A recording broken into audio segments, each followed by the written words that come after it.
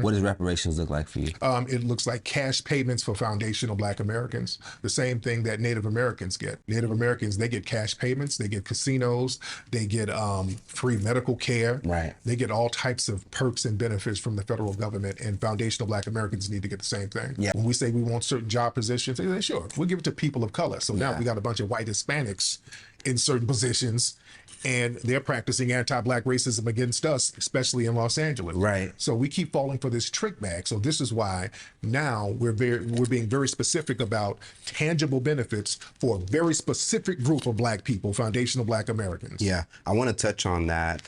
That's happening in Los Angeles. It seems to be like an evident divide, or somewhat of a war. I'm coming from Atlanta, so I'll need some briefing. Yeah. But before I get into that space, it does seem that white America fears us in position.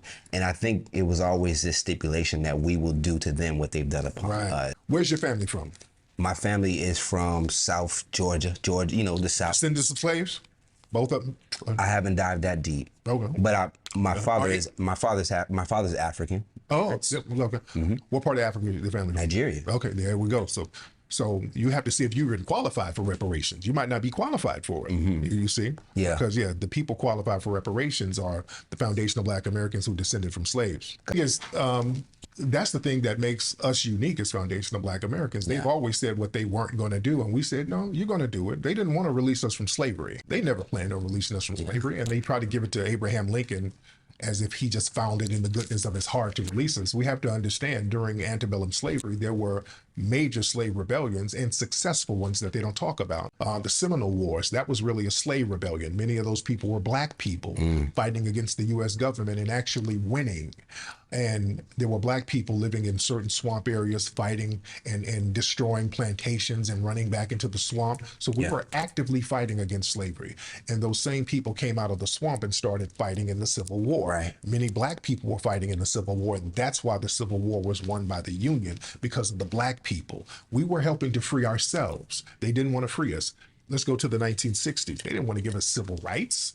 White people never woke up and said, hey, let's stop with all of these Jim Crow signs. This is wrong. They never said that. Black people hit the streets of America and started lighting businesses on fire, sniping people from roofs, and creating havoc and saying, we're not going to take this no more. Yeah. We need tangibles for foundational Black Americans, and we're very specific about that. Now, if you like that clip, then you can join Tariq Nasheed at a rally for reparations in DC on November 5th. To do so, visit rallyforreparations.com. Hey, what's going on? This is Tariq Nasheed, and I am in Washington, D.C. right now at Freedom Plaza.